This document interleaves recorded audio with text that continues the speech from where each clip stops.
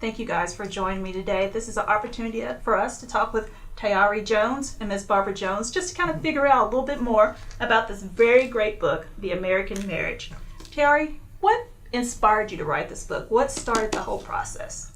Well, this is my fourth novel, and I had written 3 other novels, and they were very personal to me kind of like pondering questions about my own life.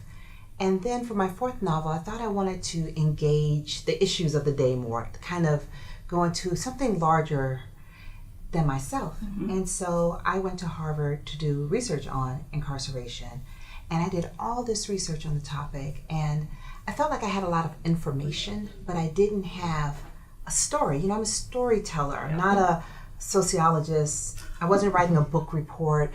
I wanted to tell a story, and I didn't have a story. And I actually quite accidentally happened upon a couple who were having an argument. And the woman said, "Roy, you know you wouldn't have waited on me for 7 years." And then he said back to her, he said, "I don't know what you're talking about. This wouldn't have happened to you in the first place." And I was so intrigued by this idea of this couple. They were in love and in trouble. And I was like, where has he been for 7 years? And it just kind of folded in with my research, and I decided that I wanted to write about a couple who are, driven apart by his incarceration. That's truly inspiring because, when you're reading the book, you just have no idea where the author comes up with the ideas. So that actually makes sense now when you think about when you actually read the book. Well, I heard you mention the name Roy, so I noticed that in the book there's certain characters. How did you come up with the character names? Where'd they come from? Well, character names are just fun for me. Like the wife is named Celestial, and I actually was doing a book club in Jacksonville, and the woman was named Celeste. They look beautiful. It was one of those book clubs where everyone has to wear a hat, like it's like a thing. And they won the contest for best hats. And the mother was Celeste, and her daughter was Celestial. And I'm very intrigued by women who name their daughters after themselves. There's something really bold about that. Because it's like taking over men's territory. And I was so intrigued by them. I said, I'm going to use your name in my next book. And it just worked out? It worked out. It did. And it works. Because when you think of her name and the character she plays in the book, it just works perfectly. I feel like your name, people always say, oh, the character's name needs to fit the character. But I really think the character's name tell you where the character came from. Yes. Because your own name is about your parents. It's not about you. That's true, because they're the ones that picked the name. Yeah, it's their ambition for you. That's a good way to look at it. True. Now, we have your lovely mother here. Speaking of parents. Where did her name come from? I was actually about to ask the same thing. Okay. Well, we have 3 children. This is number 2. And all of them have African names. Now, Tayari is an East African name. And we had a friend who has spent a lot of time in East Africa.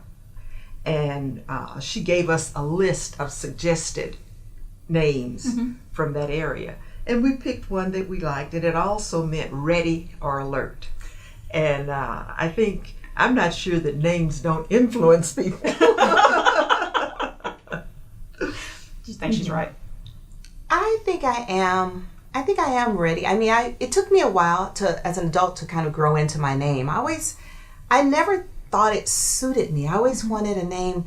I wanted a name with a little more flamboyance. I always felt like it was so practical, right? Like your name means you are ready. Like I felt like it was like go out and do some work, and my friends had names like Jamila, Aisha, that just seemed to be more rainbows and butterflies. And I felt like I had this kind of name that had 4 corners. Like it was very. It already had your path laid out. Yeah, and it didn't. I don't know. But now I'm much more pleased with it now that I am an adult.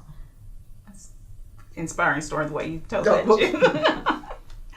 So was there something as a childhood that made you want to be a writer? Was it some influence from your mom, or what was it that made you decide this is what you wanted to do? Well, actually, I think that writers grow best in privacy. Like I think that I grew up in a house of books, but not in a house with a lot of novels and literature, because mommy's an economist, daddy is a political scientist. So I was really the only person, I remain the only person that's kind of interested in literature. Okay. So, but then it was something that was mine of my own.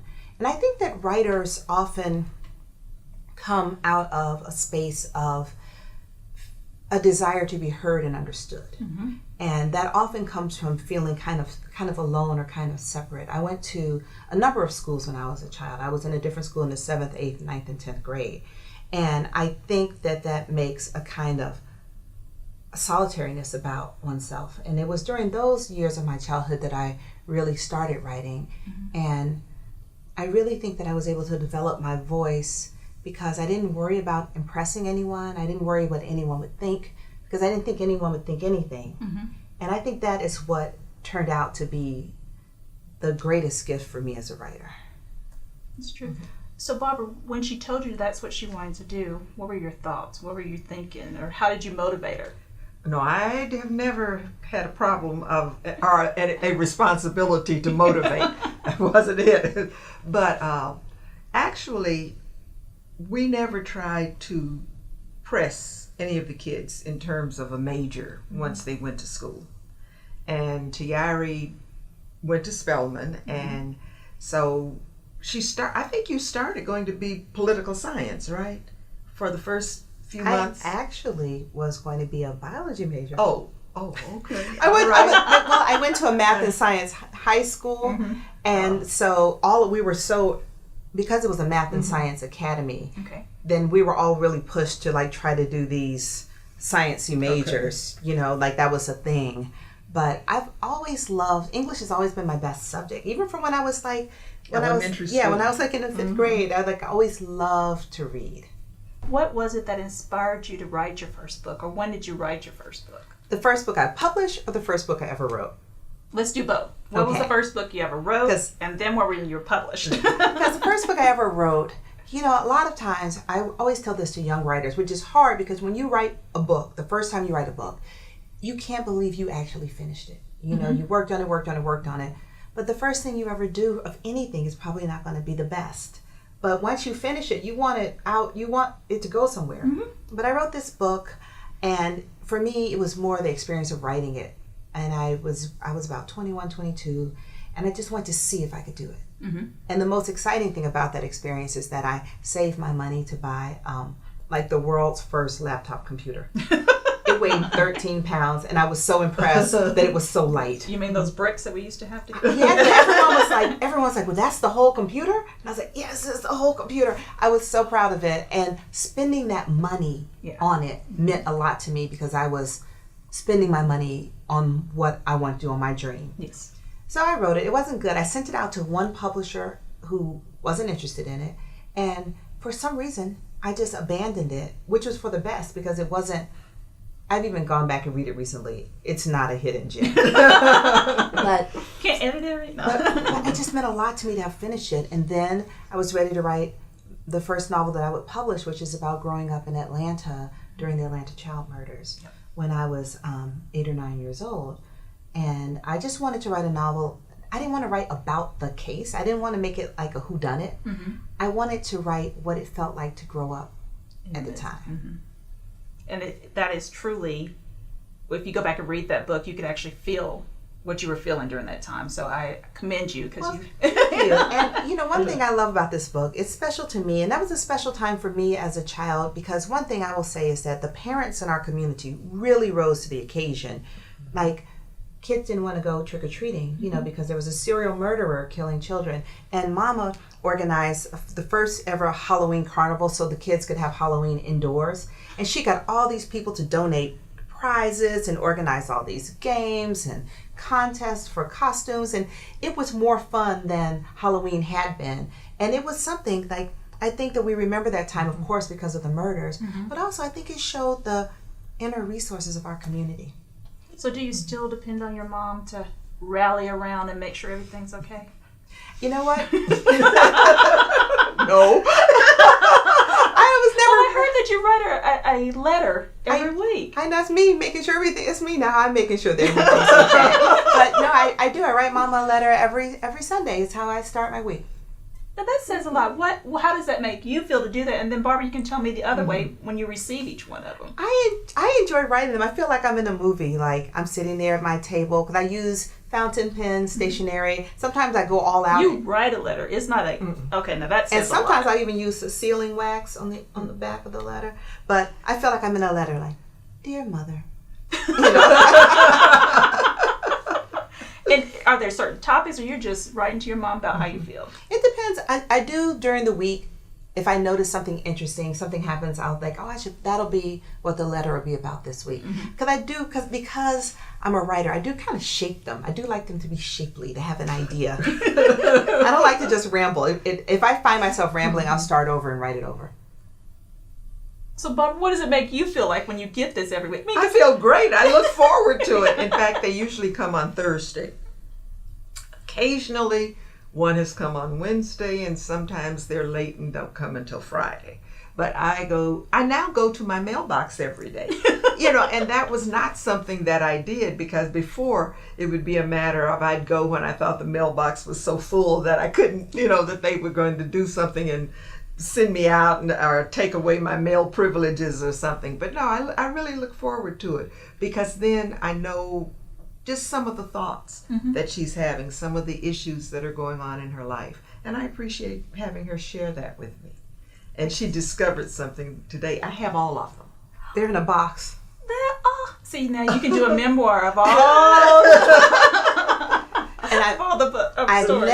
I haven't missed one, but only one didn't arrive. When I went to Dubai, I mailed her a letter, and it never got here. I also mailed you one from San Diego that never arrived.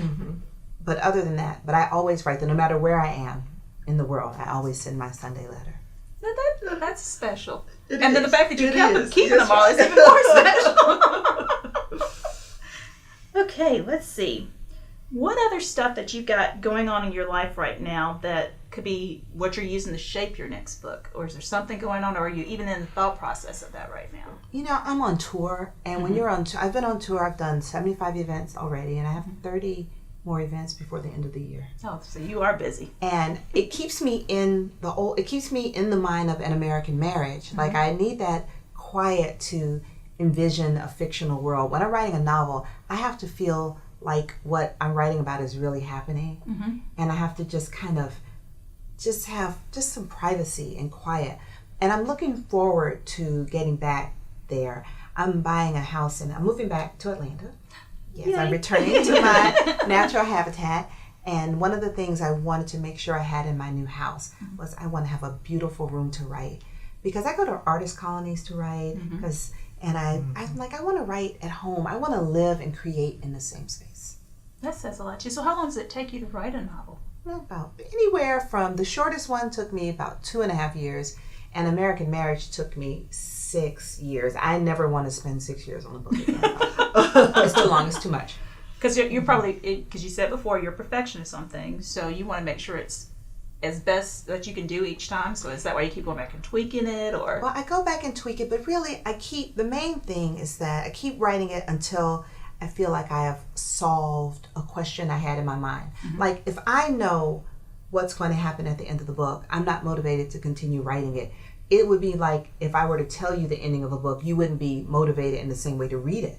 True. I feel the same way as a writer. So, but the thing is that I'll just keep spinning my wheels trying to figure out what's going on with these people. What do they need to do? How can they, I always say, how can they get what they're looking for? And is what they're looking for really what they're looking for? So just like in real life, when what you're looking for is not really what you're looking for, it takes you longer. So I felt like when I was writing An American Marriage, we have Roy, who thinks that what he needs is, how can he get back what he lost while he was in prison? Because he was innocent, So he wants his job back, his wife back, his house back. He wants everything back. And I was following him through the book, trying to figure out what he could get back, what he couldn't get back. And that is what took me. I know I spent at least a year I didn't have to spinning my wheels on that, because that's what Roy thought he needed. Yeah. But what he really needed was to, instead of asking what can be given back to him, he had to ask himself what could he give to others. Yes. And it took me a whole year to realize I was asking the wrong question. That's true. But you did an excellent job in explaining it, because literally it's a page turner. Because once you start, you couldn't put it down. I mean, have to admit I finished this in about 4 days because I wanted to make sure that I wanted to make sure I understood every detail about it. But it's just a very good book. So thank you for sharing the story Thank with you. me. We know that you're here in Huntsville to talk to a group of people tomorrow at a luncheon to support a new library being built in town. So I want you to kind of tell us a little bit about why that library is important and was important to you as a writer. And then Barbara, you actually sit on the campaign committee. So why don't you start by telling us why you sit on that campaign committee to build a new library here in town? We have a library system that covers all of the area. That's going to be the city of Huntsville, the city of Madison, then there are other small cities around the area. And the libraries serve kind of local communities. Now, once one has a library card, you can go to any of the libraries, and and there are about 27 of them.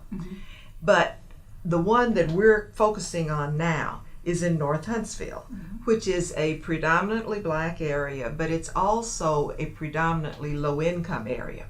Not totally, but to a great extent. And the library that we have is in a double-wide trailer. That's 2,300 square feet. Like somebody's was house. 1975 is when it opened? Yeah, it's like somebody's house. But anyway, and so because it is so small, that limits the kinds of services that the library can offer to the community. Right. Like you could go by there at night and you will find cars with kids in them doing their homework because the school system in Huntsville requires computers, assignments are computerized, etc. But if the family does not have internet access, then the kid can't do the homework. Correct. So that becomes, and also there were only 3 computers in the library. And you say, well, why weren't there more? Well, there really was not space for more. And so that becomes another issue. But the new library that we're going to have is going to be between 6 and 10 times larger than the one that now exists. It's going to have a computer lab. It's going to have instruction so that people who don't know how to use a computer will learn. But it's going to be much more than that. There's going to be a maker space, so if someone is starting a business or if you're working on a particular project, you can go in and use the equipment that's in the library where you can plan your wedding and develop your wedding invitations, etc. I mean, it's just going to be things that will help the community. There's a large auditorium. By large, I mean, I think it will seat perhaps 150 to 200 people. They're going to be meeting rooms so that if an organization within the anybody in the Huntsville area wants to use it, they can have access. But you can have a group of 12 people, and there will be a room there that you can reserve and you can use it. There are going to be computers not only in the computer lab, but people will be able to walk into the library and check out a laptop, take that laptop anywhere in the library and use it in any of the various rooms, whether it's in the children's room or for the room for small kids or for medium-sized kids or for big kids or for parents. And you can just take that computer and use it. And when you get ready to leave, you take it back to the kiosk where you had borrowed it, check it back in, and you're on your way. And of course, you may need a jump drive, but the point is that these computers will give access to this technology to any person. In addition to that, there's going to be job readiness software so that people can be able to work on trying to find a job, writing resumes, etc. So it's going to really be an opportunity for the community. And we're really looking forward to it. I think it can make a big difference. I think people can go by there and see a very beautiful structure and feel proud of being a part of this community. I agree with that completely, because laying that foundation for any child is only just setting them up for the future. Because we may be some future writers out there, so we want to make sure that they have every opportunity that they can have. So were you involved in the public library growing up? Was it something that kind of maybe even helped shape you into the person you are? I loved the library when I was a child, but I just think what Mama just said is so important, that people think libraries are just museums for books, but they are really access to opportunity for people of all ages. One project I would love to do at some point is to forgive people's library fines, because so many people, they stop using the library because they just owe a few dollars, $3 or $4, and it'll be enough to stop them from going in, and they have all this anxiety and worry. And that's one of my fantasies, to have like a writer benefit where like all kinds of writers would give a reading, would charge a small entry fee, and we would just erase library fines. That's right, because that may be hindering somebody from showing because they don't want to come. Yes, because they think I did that can't. as a kid. I was embarrassed. I left my books at home and I didn't check it back into the library, and I didn't go back because I owed them money. And you know, how do you do? Go home and tell your mom that you need 45 cents so you can, pay your fines for the library. But I think that this happens. It does, and you don't want to put up any block from anybody from opportunity to learn. So Barbara, I know one of the misconceptions out there that libraries are no longer needed anymore, that libraries have changed, that libraries aren't providing the resources anymore. Why don't you explain why you think libraries are still important in the 21st century? Now, I think that very often we think about information as being facts, and that you can Google a question and Google will give you the answer to that question. But Google does not tell you what is the question that you need to have asked. And I think that part of what you want to do that a library can do for you, you can have a lot of works in a particular subject area. And it may even be a subject area you had not considered. And you can just wander through and flip through this book, look at these pictures, so that ideas come to your mind. And I think that's one of the big things about having a library and going to a library. It's not just getting facts. What's the answer to this question? But rather it's a matter of stimulating thought. And so I think that's something that a library offers. And when you get there, you run into someone else who may be looking at something and they may be reading a book, and they can say, and you can say, oh boy, I read that one too. And I think that kind of interaction that takes place, and you may sit down and start discussing the book. And you can't get that when you're working by yourself. I often go to the public library to do my writing, just to get out of the house, I don't want to go to a coffee place and have all those people talking, but I don't want to be alone. I can just sit at the library at a nice, clean table, and I'll just work there. And I will see some of the same people often, and we kind of have like a kind of high kind of relationship. So, it's a resource. It's a community resource. And this one will truly be a community center. It will. So I think it'd be a great thing for everybody to get involved in. This is the perfect opportunity to do so. So again, I want to thank you guys for taking the time, and thank you for coming to Huntsville, even though your mom's here all the time. So I'm glad you came to visit Mom. I am delighted. Thank you for having me. Thank you.